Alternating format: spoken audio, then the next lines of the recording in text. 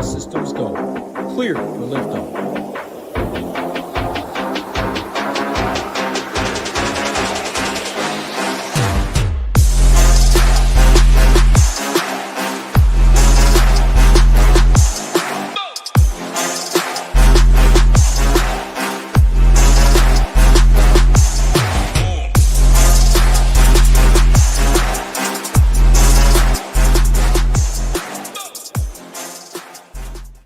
Welcome back to another show. It feels kind of weird doing my second show of the week on a Thursday. No boost this week. First time since late January, early February that we didn't have boots on the ground. Feels good to be back in Florida for in my own house for more than 4 days at a time. But surprisingly, I'm more tired this week than I've been in the past. I guess it's just how the body works. Not used to just constantly going, but good to relax a little bit. Good to catch up on some sleep, hopefully this weekend. And decided to talk round 2 showdown with you guys. Houston Open recap round 1. So yeah, let's not waste any time. Let's get into the round. I will share my screen with you. And we saw a few really solid rounds today from Paul Waring down to Kurt K. Matt Wallace shot rounds of 66 or better on a golf course that was fairly difficult. I'll show you some of the wave splits after this, but I want to touch on how some of these guys did their scoring because it's usually a good baseline on what we're looking for the days coming. So Paul Waring is a guy that nobody was on, a guy that nobody could have predicted, and a guy that will not do it again tomorrow. He was all putter. This is not the stat line that we are trying to chase. This is not the style of player that we are looking for going forward. So throw it out. It is what it is. Good for Paul. He gained 5.3 strokes putting in 1 round, which is probably his single best PGA Tour putting performance, maybe over 4 rounds, because he doesn't have that many PGA Tour putting rounds in his career. Gary Woodland was very well rounded, but he wasn't necessarily the bomber that we were looking for, the long and just get hot on the putter. There was guys who were like that who was the profile we're looking for going into the week. But Gary Woodland was well rounded. Didn't hit it anything crazy, but long enough for sure. And Gary Woodland, I don't have to tell you guys, is a long hitter. We know Gary Woodland is a long hitter, but he didn't necessarily nuke it. He wasn't like top 10 in driving distance today, but surely long enough. And he was well rounded enough to post the second best round of the day and probably the best looking stat line of the day. Some other guys, Sam Burns, Marco Penge, they were the guys that were nuke it, driver putter, just send it as far as you could and get hot on the greens. That's a profile that should work over the next 2 days. Michael Brennan and Kurt Kitayama, they were kind of like nuke it, set up short clubs. They didn't necessarily drive it as far as Sam Burns and Marco Penge did, but they set up short clubs and gave themselves good looks. But at the end of the day, Marco Penge and Kurt Kitayama are bombers. So you know that. Like Woodland didn't hit it the furthest today, but we know at the core they are bombers. And then Tom Hoge. Tom Hoge, this is just classic Tom Hoge. Anytime he's going to score, he's going to do this, and that is approach and putting. That's just vintage Tom Hoge. Doesn't matter what golf course we're on. If he has that stat line, he can score. And then finally, Jaeger and Wallace, they were kind of like anomaly short game guys. Nothing that I'm too worried about going forward. Nothing that I want to chase for them going forward. Like, look at the stat line from Jaeger. He was about even ball striking, and he was 10th around the green, 14th on the green. Just some anomaly short game from Jaeger, which I am not going to chase. Not going to chase like I did say. So let's look at the scoring today. We talked about there potentially being a morning advantage today, and that was surely the case.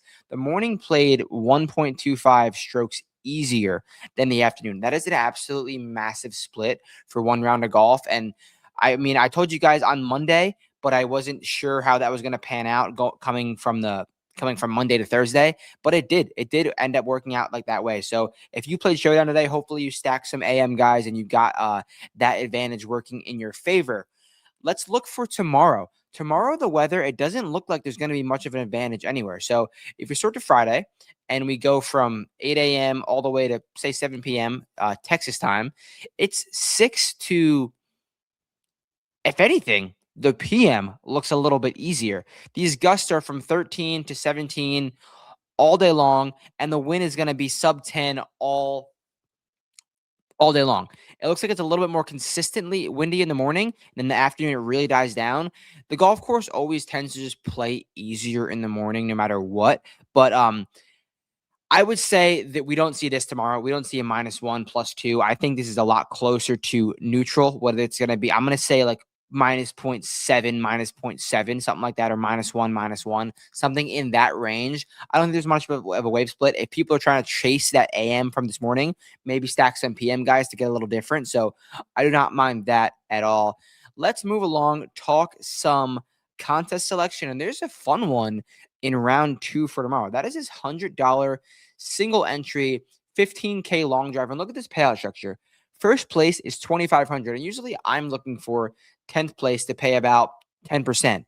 We're getting that 10% mark at 20th place. So this is a really, really interesting payout structure. There's only 166 entrants, and it pays out 40. So let's do 40 divided by 166.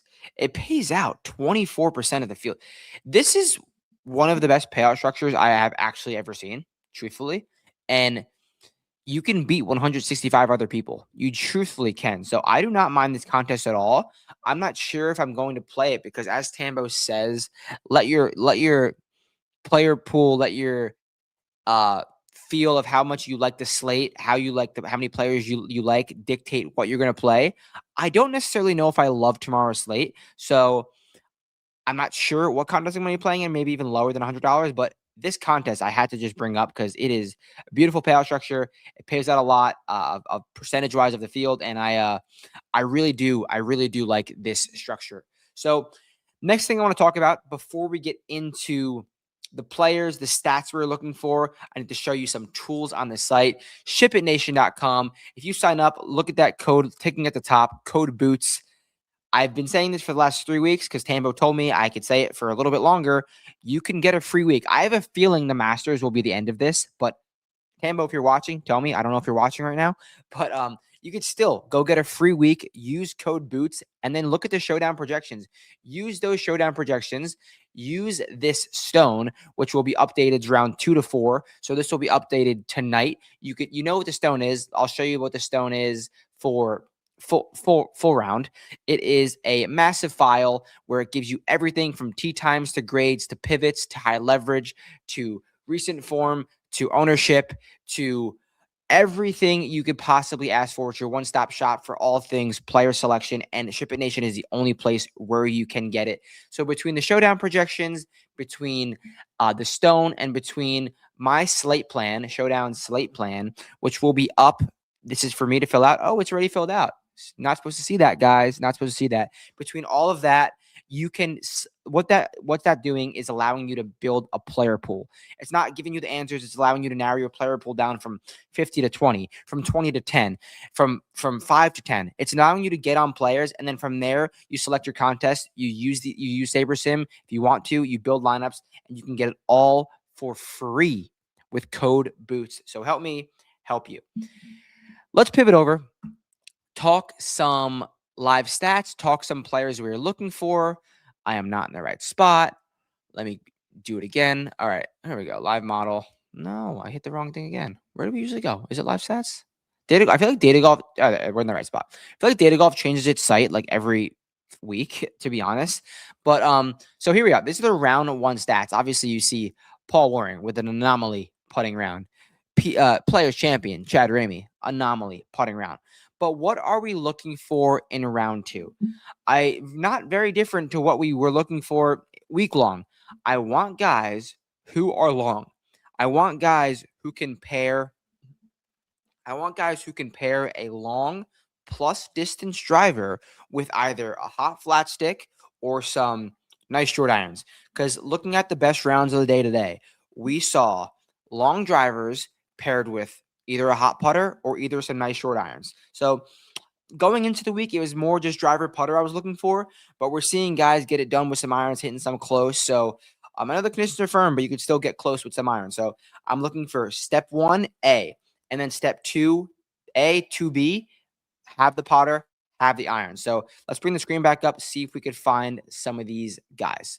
So right away, guys that are long, LLL, sort by this with Data Golf, are guys that are going to catch my eye first. So obviously we know these Woodland, Burns, Brennan have the stat line. We know what they're looking for, but they're at the top of the leaderboard. People are going to click them. We know it's fairly obvious. Maybe if we go down a little bit, look at a guy like Johnny Kiefer.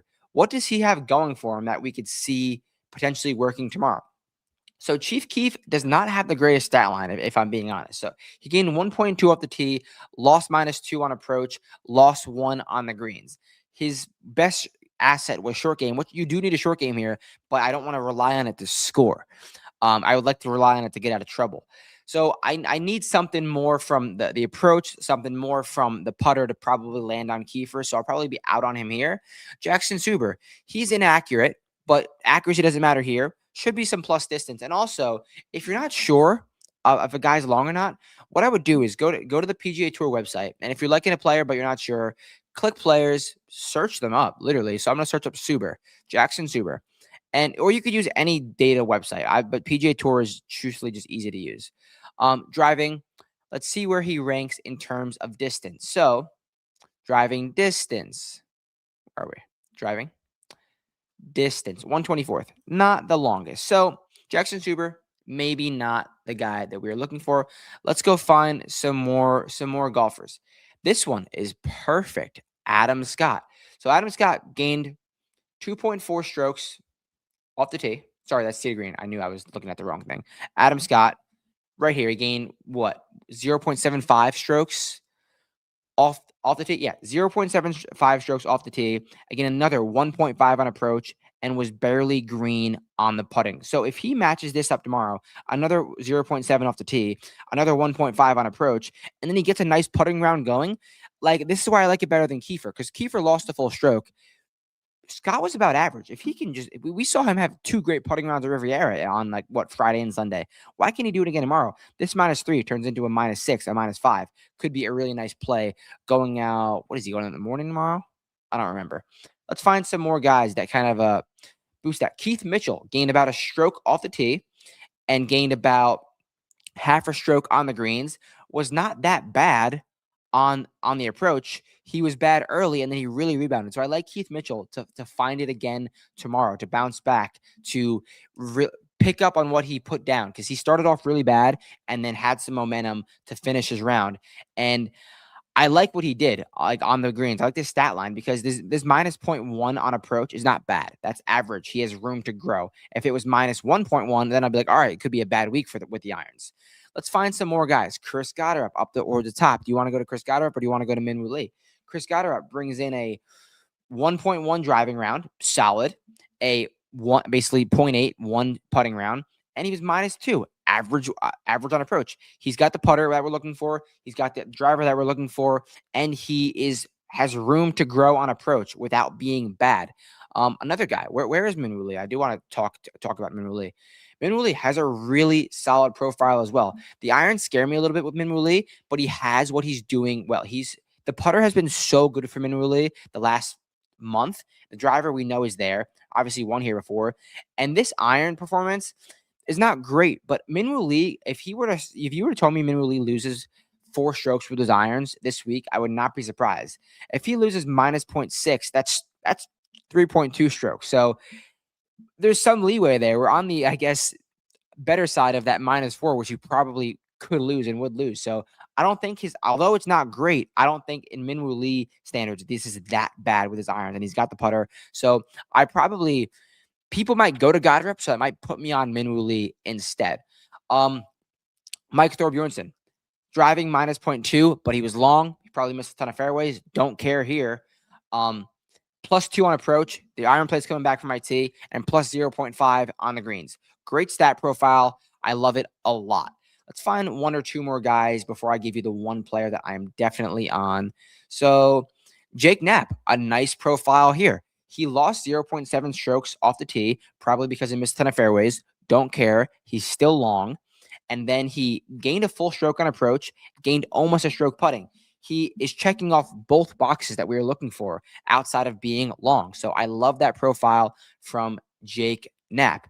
Luke Clanton needs a new caddy. That's all I have to say. Someone else. Here's a nice profile right here. Never mind. I was looking at the wrong thing. I was about to say Dylan Wu. Dylan Wu is extremely unserious. Extremely unserious.